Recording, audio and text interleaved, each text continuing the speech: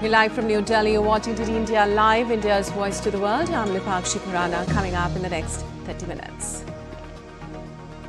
U.S. Senate inching towards vote on Donald Trump's spending bill. Many Republicans remain divided over the proposal, which would deliver key parts of Trump's domestic agenda while making massive cuts to social welfare programs. In Serbia, thousands of protesters continue to block major roads in Belgrade and other cities, demanding end to President Aleksandar Vucic's 12-year rule and snap elections. Kailash Mansarovar Yatra begins today. After a gap of 5 years, Lord Shiva devotees will pass through Lipu Lake in Uttarakhand and Nathula Pass in Sikkim.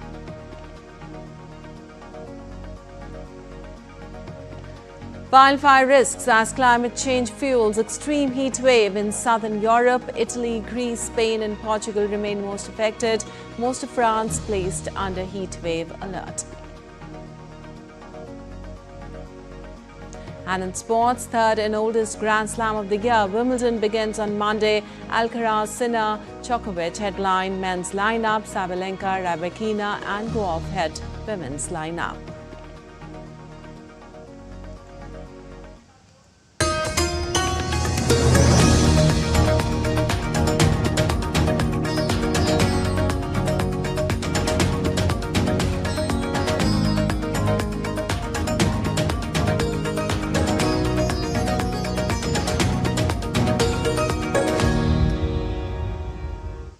And on to the details now. U.S. lawmakers are debating President Donald Trump's big, beautiful bill on the Senate floor as part of a marathon process. The U.S. Senate narrowly advanced President Donald Trump's sweeping tax cut and spending bill on Saturday during a weekend session marked by political drama, division and lengthy delays as Democrats sought to slow the legislation's path to passage.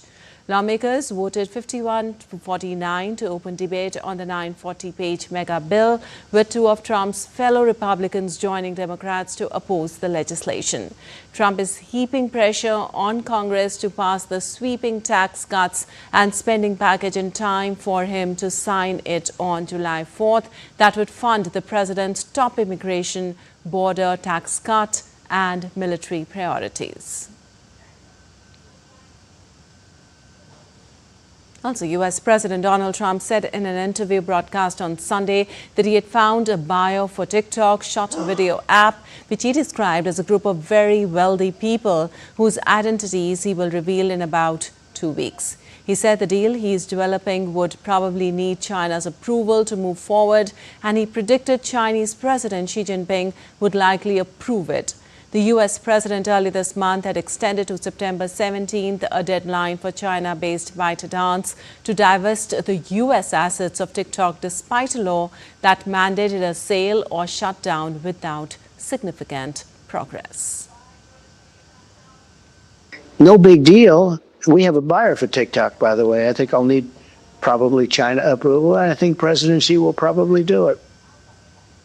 Well, former Brazilian President Jair Bolsonaro drew hundreds on Sunday to Sao Paulo's main avenue in a rally to drum up support ahead of a judicial case pending in the Supreme Court for coup charges. A trial over his involvement in an alleged coup plot to secure the presidency in the 2022 elections is reaching its final stages in the Supreme Court.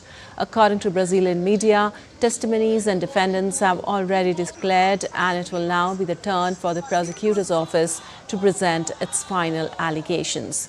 During his speech, Bolsonaro mentioned his trip to the U.S. in December 2022 to dodge President Luiz Inácio Lula da Silva's inauguration on January 1st, 2023 in Brasilia. The riots took place on January 8th at the same location. And thousands of protesters blocked major roads in Belgrade and other Serbian cities as demonstrations calling for snap elections continued into a second night following Saturday's huge rally in the capital. On Saturday, over 1 lakh people rallied in central Belgrade, the latest gathering in over half a year of demonstrations triggered by the collapse of a train station roof in the city of Novi Sad in November killing 16 people in a disaster widely blamed on shoddy construction resulting from entrenched corruption. Well, clashes with police ended with dozens of arrests as riot officers used tear gas and batons to attempt to disperse a crowd that also threw bottles and flares. Early on Sunday, President Alexander Vučić remained defiant against protesters' demands for early elections, accusing the student-led movement of causing terror.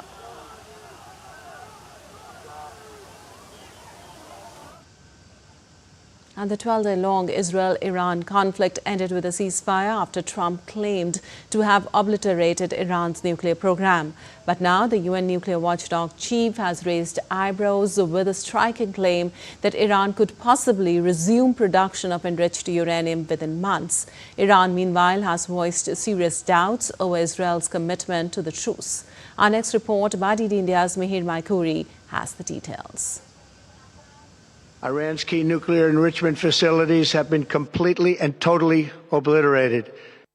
Just days after Trump's explosive announcement on Iran, the head of the UN's nuclear watchdog has detonated another political shockwave. Rafael Grossi said Iran could be capable of producing enriched uranium within months, reigniting fears of a nuclear flashpoint. Iran had a very vast, ambitious program, and part of it may still be there. And if not, there is also the self-evident truth that the knowledge is there, the industrial capacity is there. Iran is a very sophisticated country in terms of nuclear technology, as is obvious. So you cannot disinvent this. This comes on the heels of a dramatic escalation in June. Israeli strikes targeting Iranian nuke and military sites, followed by a US military intervention and a truce. Grossi is now advocating diplomacy over destruction. Military operations or not, you are not going to solve this in a definitive way militarily. You are going to have an agreement. You are going to have an inspection system that will give everybody in the region and elsewhere the assurances that we can definitely turn the page. As Iran mourns, it laid to rest top military and nuclear figures killed in the war with Israel. But the nation's pain deepened further with Iran confirming at least 71 deaths in an Israeli strike on Tehran's notorious Evin prison on June 23, many believed to be political detainees. Meanwhile, the fragile truce brokered by Trump is already showing cracks. Iran's top military commander has publicly voiced skepticism, saying Tehran doubts Israel's commitment to the ceasefire, casting long shadows over the agreement's longevity. In Israel, German Interior Minister visited the site of a deadly Iranian missile strike in Bat Yam that killed 9 civilians. There, he delivered a blunt message. If Iran possessed nuclear arms, they would not hesitate to use them. We can see here how real the threat is. We see here that war is being waged on the civilian population. There are no military targets here. It is a terror attack on the civilian population. And when you see the damage that is caused by a rocket attack from Iran, then there is no doubt that would Iran have the nuclear possibility, they would use it against Israel. With weapons, words, and wounds shaping the region's future, the question is no longer if the world can disarm Iran, but how to defuse a crisis before it explodes further. Mihir Maikuri for DD India. And voters turned out at polling stations in Chile in a primary election on Sunday to choose President Gabriel Boric's successor, who will run for the presidency from the left-wing coalition in the next presidential polls in November. Around 15.4 million voters were called to cast their votes for one of the 4 candidates, notably Boric's former Prime Minister of Public Security, Carolina Toja, and his former Minister of Labor, Jonat Jara. 8 leftist parties have converged in the Unity for Chile coalition to elect a representative that will run for the November 16th presidential election. Well, the other two candidates are Borit's Broad Front candidate Gonzalo Winter and the Green Social Regionalist Federation's James Mullet.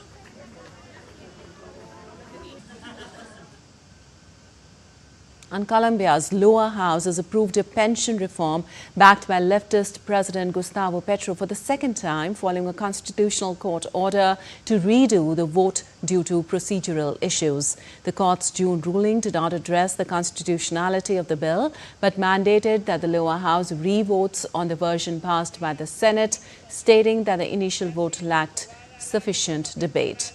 The bill was backed by 97 lawmakers on Saturday, while one voted against it. The bill, intended to take effect in July pending court approval, seeks to boost the Colpensioners Fund by requiring low-income earners to contribute in ensuring support for those lacking retirement savings. Well, moving on, a severe heat wave is gripping southern Europe with temperatures expected to intensify in the coming days. Fires have broken out in France and Turkey, while countries like Spain, Portugal and Italy are on high alert. In Turkey, forest fires broke out on Sunday afternoon in the western Izmir province, fed by strong winds. Firefighters backed by specially adapted planes were battling the blaze, but 5 neighborhoods in the Seferihisar district had to be evacuated. Whereas in France, wildfires broke out in the Gorberes area of Aude in the southwest, where temperatures topped 40 degrees Celsius, forcing the evacuation of a campsite in Abbey as a precaution. French Weather Service has also issued an orange heat wave alert for 84 out of the country's 101 regional departments for Monday.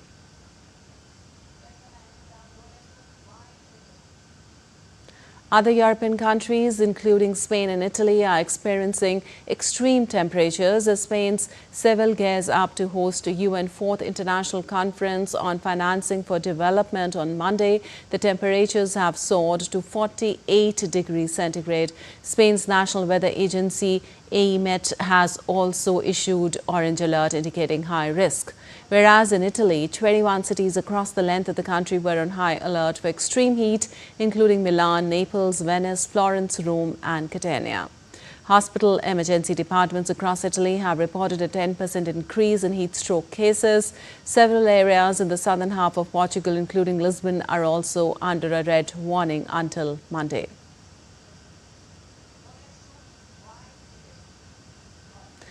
Also, London is experiencing a heat wave with temperatures rising above 30 degrees Celsius, about 10 degrees above average. In the city streets, people were armed with water bottles and fanned themselves to keep cool. Data from the UK Met Office shows that the overall trend for the first half of the year has been drier than usual. Meanwhile, Morocco is also experiencing a severe heat wave with temperatures breaking monthly records in many regions. The National Meteorological Office reported temperatures exceeding seasonal norms by up to 20 degrees Celsius in some areas. Inland cities Marrakesh, Fez, Meknes and Beni Mellal experienced heat 8 to 15 degrees Celsius above the normal. The heat wave is expected to continue in the interiors of Morocco due to the Saharan thermal depression. While heavy rains in Venezuela's Andean region have caused widespread destruction with 103 houses destroyed, over 8,450 families isolated and 25 bridges collapsed, livelihoods have been heavily impacted due to crop losses. The affected areas include several villages in the Merida mountain range. No fatalities have been reported according to local government officials.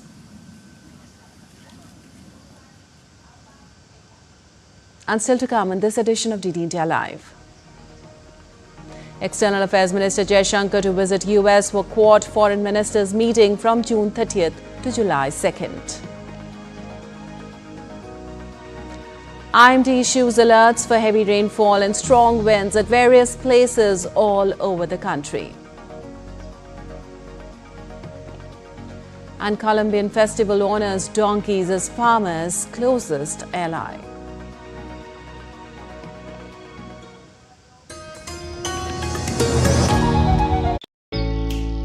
Jharkhand will mesmerize you with majestic nature, rich heritage and colorful culture. Johar. It fits perfectly. Thank you. Full workout हो गया. Ready?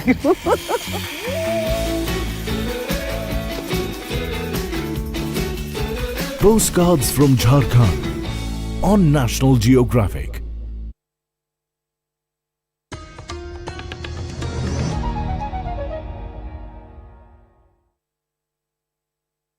And moving on, India's External Affairs Minister Dr. S. Jaishankar is set to visit the United States from June 30th to July 2nd at the invitation of U.S. Secretary of State Marco Rubio. During the visit, E.M. Jaishankar will participate in the next edition of the Quad Foreign Ministers meeting scheduled for 1st of July in Washington, D.C. The Quad Foreign Ministers will continue discussions from the last meeting held in Washington, D.C. on 21st of January 2025. They will exchange views on regional and global developments, particularly those concerning the Indo-Pacific, and review the progress made on various Quad initiatives in the run-up to the Quad Leaders Summit, which will be hosted by India. The ministers are also expected to deliberate on new proposals aimed at advancing the shared vision of a free and open Indo-Pacific.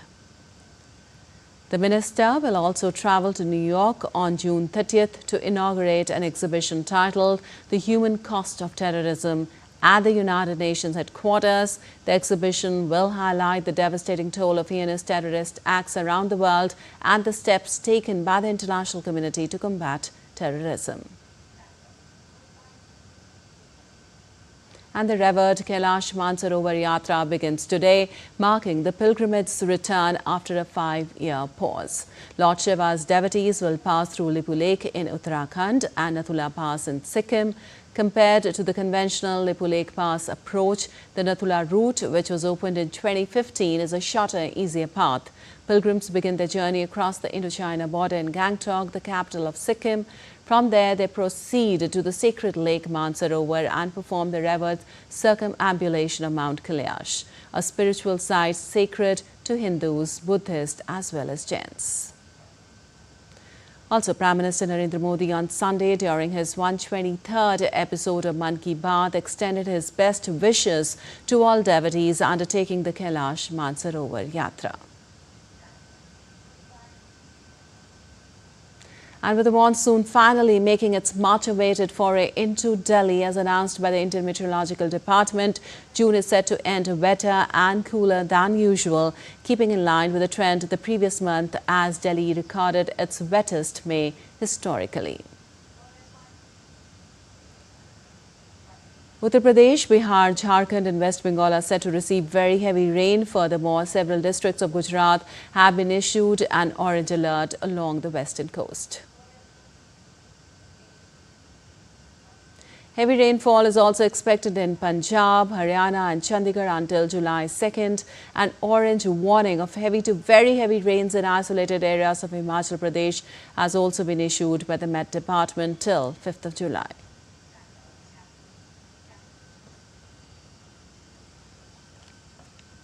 And on to some sports news now. Third and oldest Grand Slam of the year, Wimbledon begins on Monday. The men's single French Open finalist Carlos Alcaraz and Yannick Sinner as the clear front runners, while world number 1 Aryna Sabalenka and French Open winner Coco Gauff will headline the women's lineup.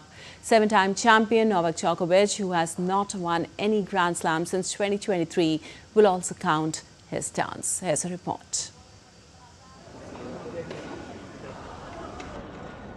The 138th edition of the prestigious grass court Grand Slam Wimbledon Championship begins Monday. Spain's Carlos Alcaraz will bid for a third men's title in a row after beating Novak Djokovic in the past 2 finals. While Alcaraz's rival and world number 1 Yannick Sinner will hope to bounce back after losing to the Spaniard in one of the all-time great French Open finals in June. I'm coming here thinking that I really want to win the title. I really want to lift the trophy. Not thinking about how much players have done it, winning 3 or 3 Wimbledons in a row. I'm just thinking about, I just want to be ready. I just want to prepare myself in the best way possible. I feel good. I feel, especially mentally, I feel in a very good spot. Halle was a little bit different because before I haven't had so much time to cut that off. I feel like that I'm playing great tennis on grass, and hopefully I can show this also in the match courts. Serbia's all-time great Novak Djokovic continues to seek a record 25th major title.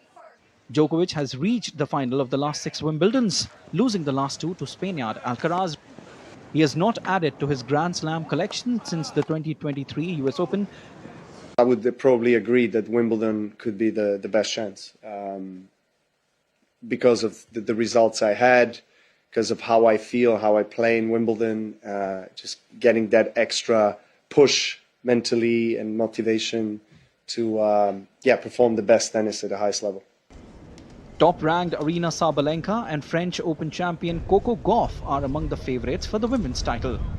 Sabalenka, with 3 Grand Slams to her name, has yet to make the final of a Wimbledon tournament, falling in the semi-finals in 2021 and 2023. Former Wimbledon champion Alina Rybakina and American world number 2 Coco Gauff have the second and third best odds in the run-up to the grass court tournament. Gauff comes in with high confidence after securing her major French Open title, though the 21-year-old American has thus far struggled at Wimbledon, exiting in the 4th round on the 3 separate occasions. 5-time Grand Slam winner Poland's Iga Swiatek has never made it past the quarterfinals of Wimbledon, but comes in with the 4th best odds to clinch the title. The total prize money for the upcoming edition is $72.59 million, an increase of 7% from 2024.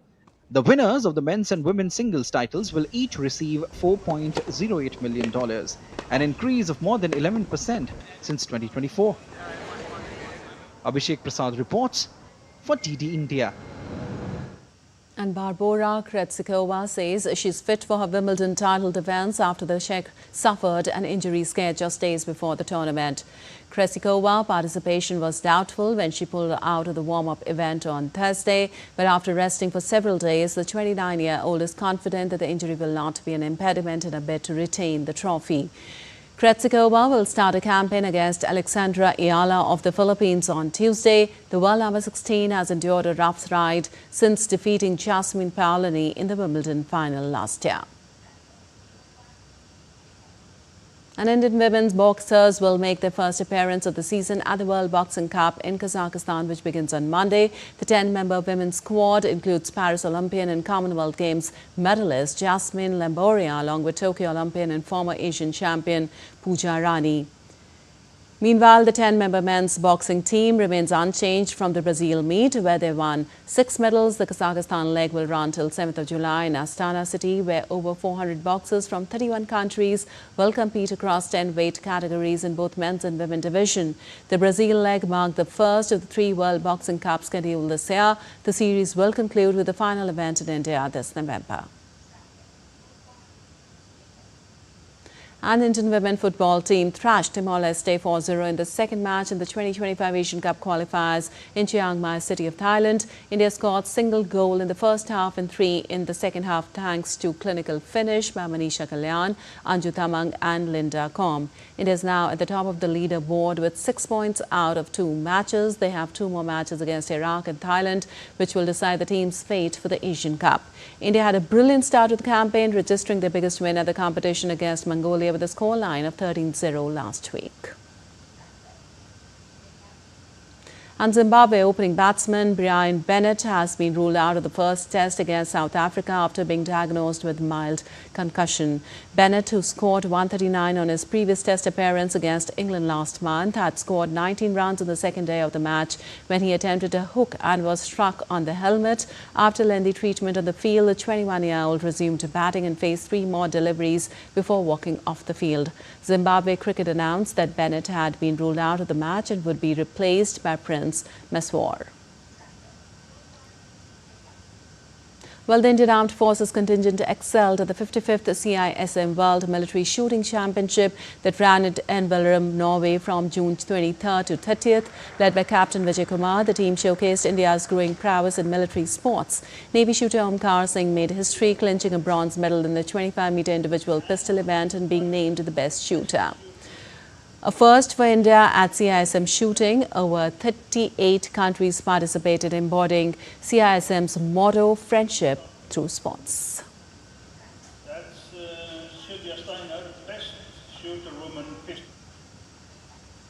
And the small town of Moniquera in central Colombia celebrated its 19th regional donkey contest on Sunday. What started out 23 years ago as a fun way to honor local farmers and the donkeys who've long been their loyal sidekicks has grown into a beloved tradition in the Boyacá province. Organizers and participants say the event is all about shining a spotlight on the important role the donkeys still play in the farming life.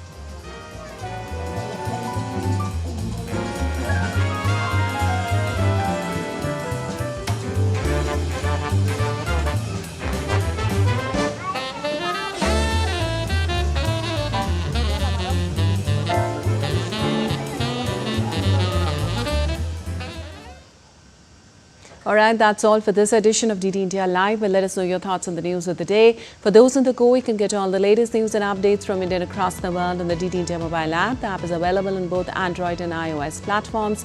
Scan the QR code on the screen to download now. Well, we'll be back with more news as it breaks here on DD India. I'm Lipakshi Khurana from all of us here in Delhi. Thanks for watching DD India Live.